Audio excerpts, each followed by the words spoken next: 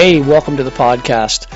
This is The Surge Effect, and I'm your host, Mike Surge. This podcast will be talking about anything and everything, life in general to current events and past events, and all things about this beautiful and wonderful world that we live in. And this podcast, well, it'll probably have an effect on you.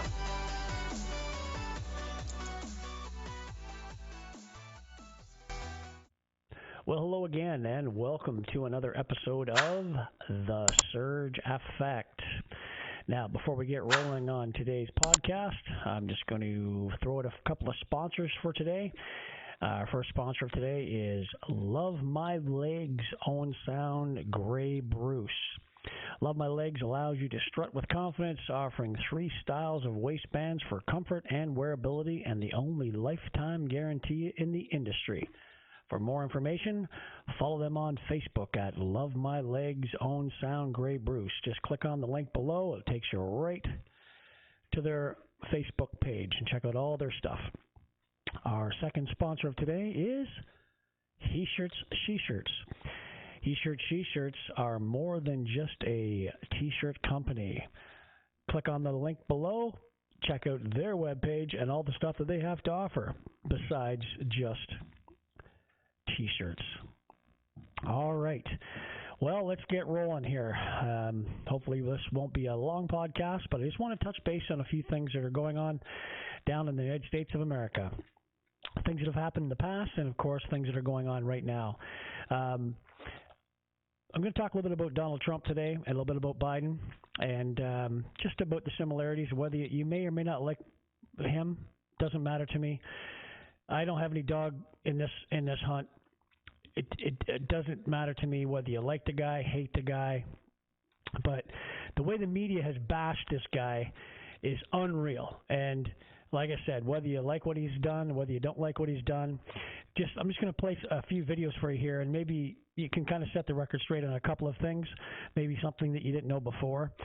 It's in my personal view that when he was back doing debates and talking about different things, one of the first things he mentioned was about weapons of mass destruction in Iraq. Now, he's not from the good old boys club. So not being from the good old boys club, that's going to get him in a lot of deep shit. Because the good old boys club, all these politicians, they don't want this guy because he does not play well with others. So ask yourself, why don't they want this guy? Why don't they want him in? Why do not they want the door to open up and let him come on in with open arms? Ask yourself that question. Because he's very disruptive when it comes to their political game. And it is a political game. Make no bones about it, whether it's Canada or the States. It's a political game they're playing with human beings' lives, citizens of both countries. So I'm just going to play this one little clip of the one debate. I'm just going to cue it up here. Just give me 1 second. And it's one of the very first debates that he was in.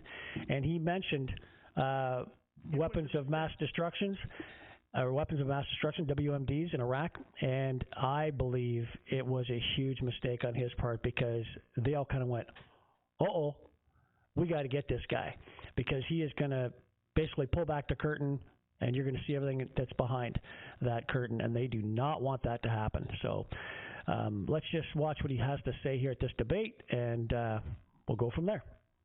The war in Iraq, we spent $2 trillion, thousands of lives. We don't even have it. Iran is taking over Iraq with the second largest oil reserves in the world. Obviously, it was a mistake. So George Bush made a mistake. We can make mistakes, but that one was a beauty. We should have never been in Iraq. We have destabilized the Middle East. But so you still think he should be impeached? I think it's my turn, isn't it? You do whatever you want. You call it whatever you want. I want to tell you, they lied. Okay. They said there were weapons of mass destruction. There were none, and they knew there were none. There were no weapons of mass destruction. All right. Governor. Now, you can hear the people booing in the background, and he was right. They went into Iraq and found 0 weapons of mass destruction. 0. So why didn't they leave? Why did they not just leave? They chose to stay. A lot of Americans lost their lives For what? No weapons of mass destruction. So just let that kind of sink in. It's kind of shitty that they pulled that, but they did, and he said it, and the people on that stage, as well as the people in the world and the political arena, did not like what he said at all, because I believe he nailed it. So anyway, of course, with the media, mainstream media, they just barrage citizens of the world with the same story over and over and over again. One of the stories was when Trump was talking about the Charlottetown riots, and he was saying, oh, there was good people on both sides. But what happens is they take those little clips and they just clip out what they want. So I'm going to play for you just in a second here. I'm going to play for you that whole chunk. It's a couple of minutes, about 2 minutes and 30 seconds long, ballpark, but you'll see what I mean. You'll be able to go online and see when he says, good people on both sides, and then they kind of cut it off, and it's like, whoa, oh yeah, he's a white supremacist and he's a racist and blah blah blah. Anyway, I'm going to play this full clip for you, and you'll be able to hear exactly what he says. And just in case you don't know, here it is. Mr. President, are you putting what you're calling the alt-left and white supremacists on the same moral plane? I'm not putting anybody on a moral plane. What I'm saying is this. You had a group on one side and you had a group on the other, and they came at each other with clubs, and it was vicious, and it was horrible, and it was a horrible thing to watch. But there is another side. There was a group on this side, you can call them the left, you've just called them the left, that came violently attacking the other group. So you can say what you want, but that's the way it is. On both sides, too. You said there was hatred, there was violence on both sides. Well, I do think there's blame. Yes, I think there's blame on both sides. You look at both sides. I think there's blame on both sides, and I have no doubt about it, and you don't have any doubt about it either. And if you reported it accurately, you would say. Kill the person. Heather hired them. They showed up in Charlottesville. Excuse me. To protest. Excuse me. They didn't put themselves down as you, and you had some very bad people in that group. But you also had people that were very fine people on both sides. You had people in that group, excuse me, I saw the same pictures as you did. You had people in that group that were there to protest the taking down of, to them, a very, very important statue and the renaming of a park from Robert E. Lee to another name. Like Robert E. Lee or not? Well, no, George Washington was a slave owner. Was George Washington a slave owner? So will George Washington now lose his status? Are we going to take down, excuse me, are we going to take down statues to George Washington? How about Thomas Jefferson? What do you think of Thomas Jefferson? You like him? Okay, good. Are we going to take down the statue? Because he was a major slave owner. Now, we're going to take down his statue. So you know what? It's fine. You're changing history. You're changing culture. And you had people, and I'm not talking about the neo-Nazis and the white nationalists, because they should be condemned totally. But you had many people in that group other than neo-Nazis and white nationalists, okay? And the press has treated them absolutely unfairly. Now, in the other group also, you had some fine people, but you also had troublemakers, and you see them come with the black outfits and with the helmets and with the baseball bats. You had a lot of bad people in the other group too.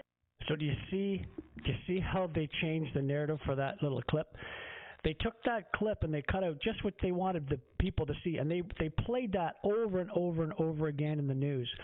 And people believe that what he said was that, there's good people on both sides. He condemned the neo-Nazis and the white supremacists. He did all that. But see, this isn't good enough for mainstream media. And the reason why I say that is because everyone thinks that he's a racist. They always try to pinpoint that he's a racist. Meanwhile, his company, long before he became president, had more minority people in higher up positions than any other corporation company in the United States of America. But you don't hear about that. Just the bad stuff. So like I said, hey, listen, I got no dog in this hunt, and you know what? It is what it is. But I just don't like to see, whether it's Trump or, Joe Blow or Mr. Potato. It doesn't matter. It doesn't matter to me. Just give the guy a fair shake. But they don't, because they don't want him in the club. So I'm going to play this little clip for you here. And this is Trump talking about basically racism, because he's been asked the same question over and over and over again. Something that you've probably never seen because you've never looked for it, because maybe you just don't care. I don't know. But anyway, here it is right here. In this clip, he denounces racism 38 times over the course of a couple of years. But this isn't good enough for mainstream media, because they only want you to hear that he's racist. So here, let's have a listen. I denounce white supremacy, okay? Wait, are you listening? I denounce white supremacy. Okay. What's your next question? I denounce white supremacy. Okay. You start off with white supremacy, I denounce it. Are you willing tonight to condemn white supremacists and militia groups and to say... Look at Biden's face. He's just waiting for him to just go, oh, he's a racist, right? Whereas I'm going to talk about Biden in a second after this clip. Check it. That they need to stand down and not add to the violence in a number of these cities, as we saw in Kenosha and as we've seen in Portland. Sure, Are you I'm prepared willing to do that. specifically... I totally disavow the Ku Klux Klan. I totally disavow David Duke. Any group of hate, I am, whether it's white supremacy, whether it's any other kind of supremacy, whether it's Antifa, whether it's any group of hate, I am very concerned about it, and I'll do something about it. In one voice, our nation must condemn racism, bigotry, and white supremacy. These sinister ideologies must be defeated. Hate has no place in America. And you had people, and I'm not talking about the neo-Nazis and the white nationalists, because they should be condemned totally. Racism is evil, and those who cause violence in its name are criminals and thugs, including the KKK, neo-Nazis, white supremacists, and other hate groups that are repugnant to everything we hold dear as Americans. I didn't even know he endorsed me. David Duke endorsed me? Okay. All right. I disavow. Okay? What about David Duke is saying to his supporters and followers, vote for Donald Trump. White supremacists are saying, vote. Do you want those votes? No, I don't want them, and I don't want him to say it. Let me ask you about this one. Are you ready before you ask the question? Newt Gingrich said every Republican should repudiate this guy no matter what it takes. And I do. Rebuked. Is that okay? Rebuked. Rebuked. Done. Done. When Chris joined, we had a news conference, and they asked me the exact same question. I said, I disavow. I put out a tweet, and I put out on Facebook that I totally disavow. And I disavowed then. I disavowed today on ABC with George Stephanopoulos. I disavowed again. I mean, how many times are you supposed to disavow? But I disavow. The media wants to Secondly, David Duke and all were disavowed. I disavowed him on Friday. I disavowed him on Twitter and Facebook. They were disavowed again. I disavowed him every time I speak to somebody virtually. It was totally disavowed. So are you prepared right now to make a clear and unequivocal statement renouncing the support of all white supremacists? Of course I am. Of course I am. I mean, there's nobody that's done so much for equality as I have. David Duke is a bad person who I disavowed on numerous occasions over the years. See, now, David Duke, keep in mind, he is situated, he's with the KKK. So he's part of the KKK, and that's why they want to pigeonhole him and say, oh, well, David Duke is supporting you, and he wants, to get other people to vote for you. So they're trying to marry them up with each other. So if that's the case, and they're friends, or he likes them, then that makes Trump a racist. You understand? Okay. Disavowed him. I disavowed the KKK. Just to put it clear, I disavowed him in the past, and I disavow him now. What do you see as the biggest problem with the Reform Party right now? Well, you've got David Duke just joined, a bigot, a racist, a problem. I mean, this is not exactly the people you want in your party. And I disavowed David Duke, and I disavowed him the day before at a major news conference, but I disavowed David Duke. Now, if you look on Facebook, right after that, I also disavowed David Duke. When we looked at it and looked at the question, I disavowed David Duke. So I've disavowed David Duke all weekend long on Facebook, on Twitter, and obviously it's never enough. How do you feel about the David Duke quasi-endorsement? I don't See how they're trying to pigeonhole this David Duke just because he's KKK? How they're trying to marry this up with Trump? It's just unbelievable. And this is like every news outlet that he spoke with. Every reporter that's asked him the same question over and over and over again. These are things that you probably have not seen or even heard. It just boggles my mind. So I'm going to keep playing. He's up to 26 times. I don't need anybody's endorsement. Would you repudiate David Duke? Sure. How many times do I have to reject? I reject David Duke, rejected David Duke. I've rejected the KKK, the Ku Klux Klan. From the time I'm 5 years old, I rejected them. David Duke and robocalls are out again, the white supremacist movement supporting you. Do you have any words for that? Well, I disavow. The Ku Klux Klan, which obviously I'm going to disavow. Do you want white supremacists to vote for you? No, I don't at all. Not at all. All right, that's just nonsense. All right, so I'm going to stop there. We're up to 30 on the board. So this goes on for, he does it eight more times, so I'm just going to stop right there. Anyway, like I said, it's hard to believe that mainstream media asked him that many times in regards to the KKK, Ku Klux Klan, if you've never heard of them. So let's flip the script a little bit, and there's a video out there, and I'm going to let you find it. I found it real quick. I'm just not going to play it today. It's of Joe Biden, and he's literally saying that this gentleman here, his name's Robert Byrd. He was a senator from West Virginia, and he was one of the longest serving senators in West Virginia. And lo and behold, he was a Ku Klux Klan member.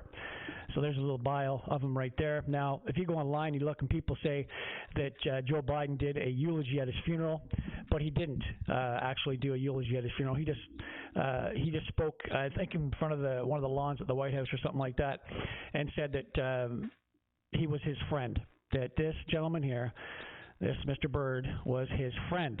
Now, people also say that he was a what do you call it? The head of the KKK, the Imperial whatever, but he wasn't.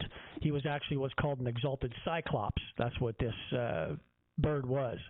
But that being said, Joe Biden is friends with this gentleman here, this Mr. Byrd, that was, like I said, the longest running senator in the States. And he, in fact, was in the KKK. So see how they flip the script? Do you see how they switch things around to suit their needs? It's unreal. You'll find that clip of Biden in a heartbeat. Just type in Joe Biden and Senator Byrd saying that he's friends. You'll find it quick. It's like a little 30, 40-second clip. As also noted, Robert C. Byrd was a parliamentary library, a keeper of the institution of the Senate, and he was the institution itself. But to me, and many people here today, like guys I see, Bill Bradley and Jim Sasser, who've long left the Senate for greener pastures, and I hope better remuneration. We used to kid about that too, but for a lot of us, he was a friend. And he was a mentor, and he was a guide. Anyway, so that being said, with Trump, they've been trying to get him since day one for everything. It's funny because I've told numerous people this, even before he even took the oath of office. They wanted to impeach him on the first day. It was in the Washington Post or the New York Times, or basically let the impeachment begin before he even got any work done. Why?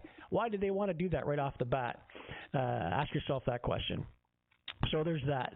And I also told people long ago, you watch all the people come out of the woodwork, all the people that'll come out of the woodwork and try to sue him to say, oh, he raped me, or he touched me inappropriately, or, the list goes on and on and on. And sure enough, they just keep throwing shit at the wall to see what sticks, and hopefully, get this guy in something. So now he's being, dragged through the court systems again in New York, which is a Democrat area, New York.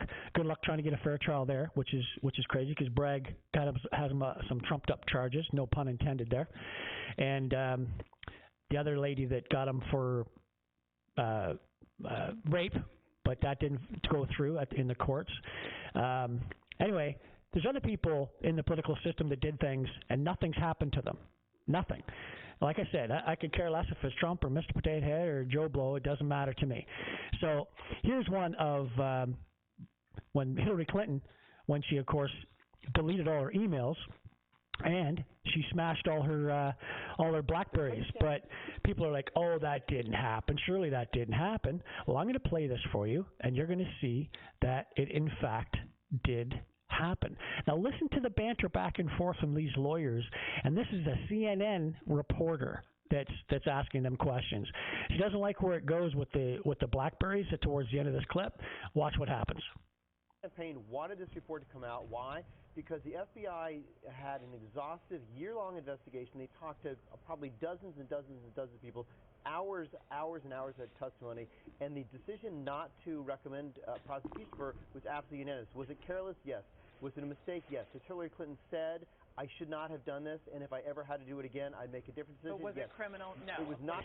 Keep in mind, if that was Trump, he would be in jail, but it was Hillary Clinton, and they let her off. Oh, that's no big deal. Don't worry about those emails. Big deal. Criminal. So I guess that's the benchmark now to become president, is not to be a criminal in jail. To be So let's go through the facts. 17,500 emails that she lied about turning over. The server wipe. Within weeks of there being a report that she had a private server, it was wiped.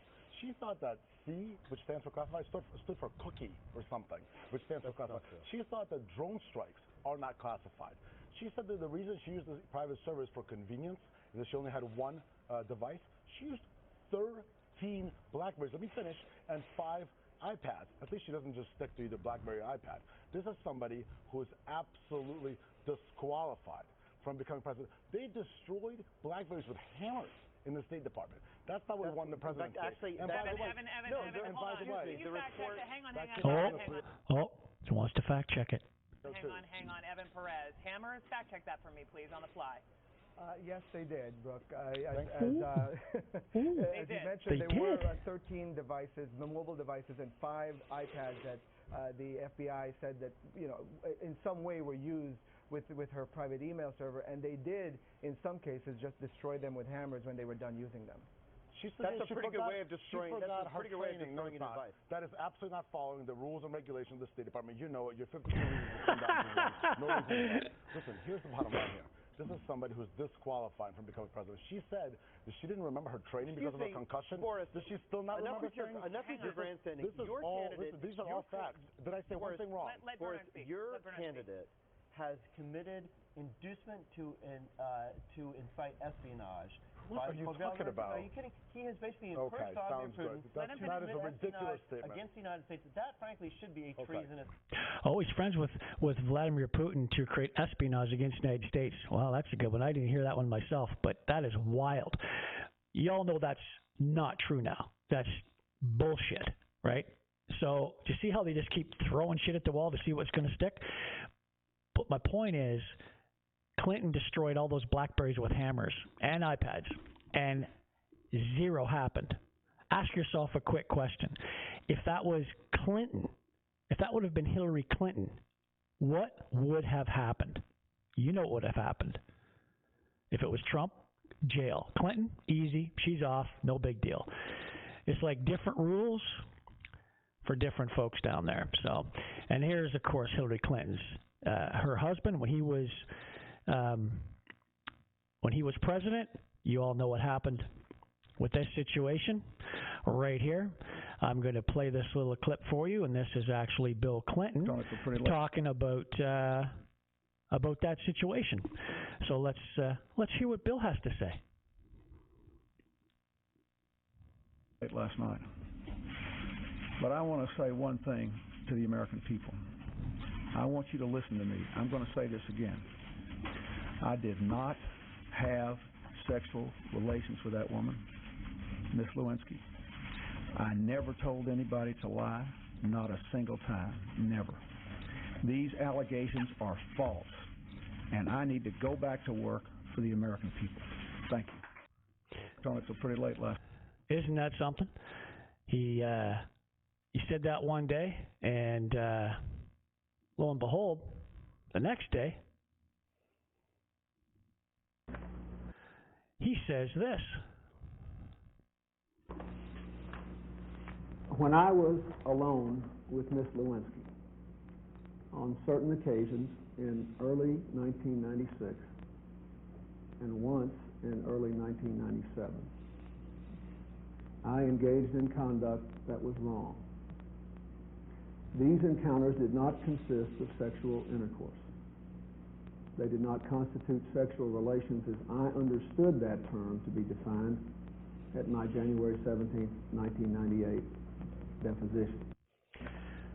Isn't that something? So just, he doesn't think it was, so it's like, oh yeah, it wasn't. Like, get real. These people are living in a dream world. But my point is this. You can't have two sets of rules, right? Law is the law. It's supposed to be equal. Doesn't matter who you are. No one is above the law. And people say it all the time. The Democrats say that all the time, right? So like the situation we have right now, for instance, with the Trump right now is going through the court systems now again because of classified documents. Give you an example. So these classified documents, for instance, were in his room. So these are banker boxes, right? Everyone knows what a ream of paper is. It's like 500 sheets, so it's like, it's about like yay. Well, 100 sheets supposedly is what they found in all those boxes that were classified. Only 100, and this was in a locked room, keep in mind, at Mar-a-Lago. So 100 sheets ballpark is what they found of classified documents. It's about like yay. So why would they take that picture of all those banker boxes to make it look like there's actually more than there really is? So supposedly there was 100 sheets of classified documents that the FBI found when they went through all those files in a locked room that they actually had.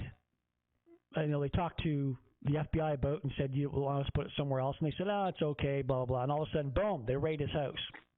So that's kind of strange. Did they do that with Biden when Biden's stuff was in his garage? If you look right here, in this area right here, that area right there is not secure. But yet, that's okay. See, this is my point, is that you can't have it one way and say that Trump's boxes, he's going to jail, blah blah blah for what he did, but Biden gets off scot-free. It's just a shitty way to do it. So they have to be fair and equal. Like I said, I'm not saying that Trump's an angel, and I'm not saying that Biden is. All I'm saying is that the law is the law. And if he's guilty, by all means. But if he's not, then let it go. But they keep throwing the book at this guy about stuff. And everyone's like, well, I don't like him. I don't like him because of this, or I don't like him because of that. He might not be a good person or whatever. Well, being a good person and having good policies and looking after the people of your country are two different things, right? It's like Winston Churchill. He was an amazing leader for England in World War II, but he was a drunkard and he was a womanizer. But he was an amazing leader, and he was an amazing prime minister for England during World War II. So sometimes your personality doesn't quite cut into it. It's who you are as a leader and what you do for the people of your country. So kind of let that sink in a little bit, and maybe you can look at from a different perspective. So hopefully the stuff that I've given you today gives you an idea of what it's like. Like I said, with the way they go at Trump and the way they don't, blah blah blah, with his racism and the banker boxes and all that stuff, and then of course what they do with the other people like the Clintons or the Bidens. But anyway, that's it. So anyway, thank you for listening to today's podcast, everyone, and much appreciated. Don't forget, I'm on Rumble.com. Just go to rumble.com and type in The Surge Effect, and you will find me there. All the videos that I post on YouTube go there.